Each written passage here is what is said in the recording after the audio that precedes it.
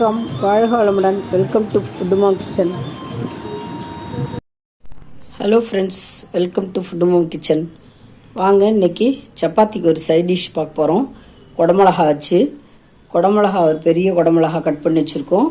தக்காளி ஒரு 2 தக்காளி கட் பண்ணி வச்சுருக்கோம். வெங்காயம் ஒரு பெரிய வெங்காயம் கட் பண்ணி வச்சுருக்கோம். பூண்டு கட் பண்ணி வச்சுருக்கோம். அதே மாதிரி இஞ்சியும் போடணும். இதில் கொஞ்சம் இஞ்சி பூண்டு சேர்த்துக்கணும். அப்புறம் ஆல் பர்பஸ் மிளகாத்தூள் ஒரு 3 ஸ்பூன், பெரிய ஸ்பூனு, ஒரு அரை ஸ்பூன் மஞ்சள்தூள், கரம் மசாலா அரை ஸ்பூன்.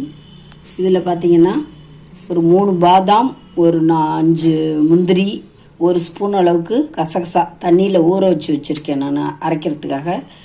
இன்னும் திக்னஸ் நமக்கு வேணும்னா தேங்காய் ஆட் பண்ணிக்கலாம், இல்லை கார்ன்ஃப்ளவர் 1 ஸ்பூன் ஆட் பண்ணிக்கலாம். அவ்வளோதாங்க தேவையான இன்க்ரீடியன்ட்ஸ். நம்ம அந்த அரைக்க வேண்டிய பொருளெல்லாம் அரைச்சிட்டு பார்க்கலாம். இப்போ நம்ம கடாயில் ஒரு தக்காளி, ஒரு வெங்காயம், சும்மா அரை கடா சும்மா கொஞ்சம் வதக்கிக்கலாம்.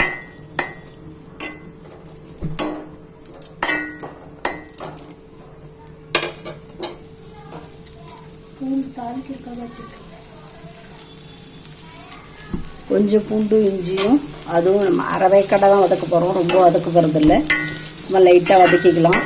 இதில் ஒரே ஒரு பச்சை மிளகா போட்டுக்கலாம். காரத்துக்கு காரம் நிறையா வேணுன்றவங்க ஒரு பச்சை மிளகா ஆட் பண்ணிக்கோங்க.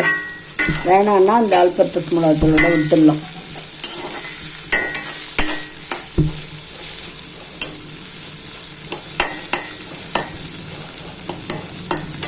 போட்டோம், அதில் வதக்கி வச்சிட்டோம். இதுலேயே இப்போ அந்த பாதாம், முந்திரி, கசகசா எல்லாத்தையும் தண்ணியோடு ஆட் பண்ணிக்கலாம். அப்படியே ஊறி இருக்கிறது அரைக்கிறதுக்கு நல்லா ஈஸியாக இருக்கும்.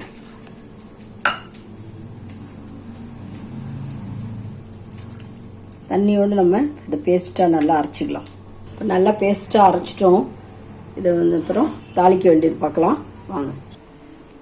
கடாயில் எண்ணெய் ஊற்றியாச்சு. ஒரு 2 ஸ்பூன் எண்ணெய் ஊற்றிக்குங்க. பூண்டு போட்டுக்கலாம். பூண்டு இது மாதிரி கட் பண்ணி போட்டாலும் போட்டுக்கலாம், நம்ம அரைக்கும் போதே யூஸ் பண்ணால் அரை கடை அரைக்கிறோம், அதனால் பரவாயில்ல.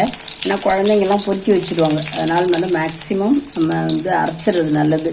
இஞ்சி பூண்டு எல்லாம் அரைச்சிடுறது நல்லது. சும்மா சின்ன சின்ன பீஸ் தான் போட போகிறோம், ரொம்ப போட போகிறதில்ல. இதில் இப்போ நம்ம எல்லாத்தையும் இந்த வெங்காயம், தக்காளி, குடமிளகா எல்லாத்தையும் ஆட் பண்ணலாம். இப்போ வர தக்காளிலாம் ரொம்ப ஹார்டாக இருக்குங்க, வதங்கவே லேட்டாகுது. அதனால் கொஞ்சம் சால்ட்டு போட்டுக்கலாம். இல்லை கல்லுப்பு கொஞ்சம் போட்டு வதக்கிக்கலாம்.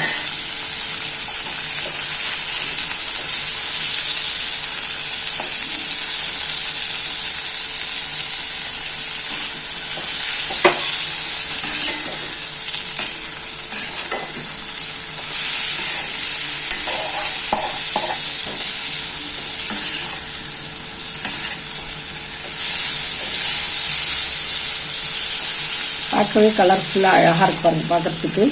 உப்பு போட்டோம்னா கொஞ்சம் சீக்கிரம் மசியன்னு சொல்லுவாங்க, அதுதான் உப்பு போட்டுக்கிறது. தேவையான அளவு இல்லை தண்ணி ஊற்றிக்கலாம். நம்ம மிளகாத்தூள் போட்டுக்கலாம். இப்போ காரம் சேர்த்துக்கலாம். நம்ம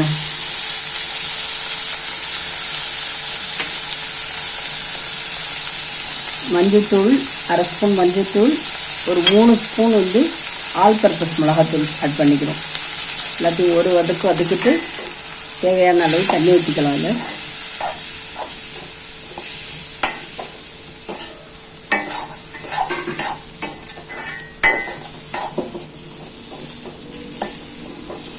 அவ்வளோதான். இப்போ இது தேவையான அளவு தண்ணி ஊற்றிடலாம். ஒரு 1/2 டம்ளர் தண்ணி ஊற்றிப்போம். கொஞ்சம் வேகட்டும். அது கொஞ்சம் 2 கொதி வரட்டும்.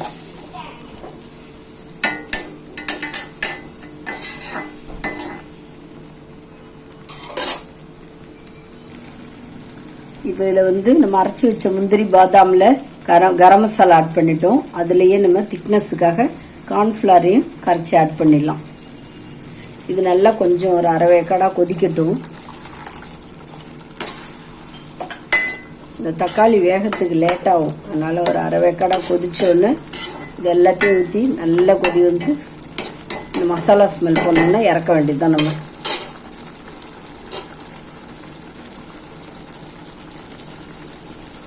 இப்போ நம்ம இதில் அரைச்சி வச்ச விழுதையும் இதில் ஆட் பண்ணிக்கிறோம். இன்னும் ஒரு 1/2 டம்ளர் தண்ணி சேர்த்துக்கலாம்.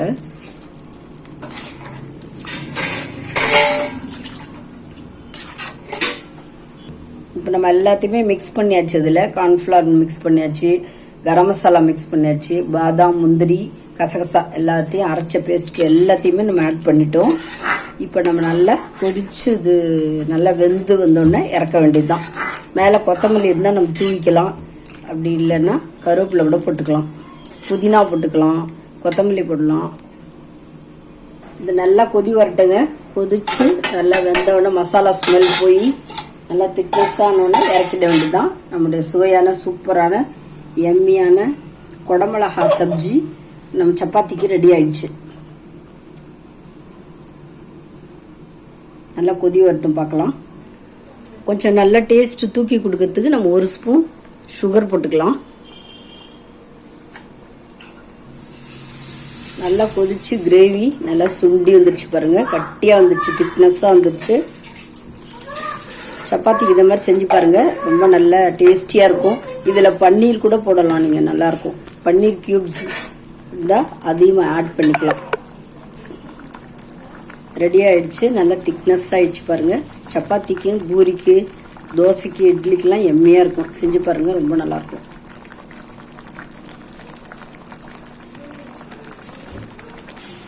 பாருங்க, நம்முடைய குடமிளகா சப்ஜி சப்பாத்திக்கு சூப்பராக சைட் டிஷ்ஷாக ரெடி ஆகிடுச்சுங்க. இந்த வீடியோ உங்களுக்கு பிடிச்சிருந்ததுன்னா லைக் பண்ணுங்கள், கமெண்ட் பண்ணுங்கள், ஷேர் பண்ணுங்கள், மறக்காமல் சப்ஸ்கிரைப் பண்ணுங்கள். தேங்க்ஸ் ஃபார் வாட்சிங். நம்ம நெக்ஸ்ட் வீடியோவில் பார்க்கலாங்க. பாய்.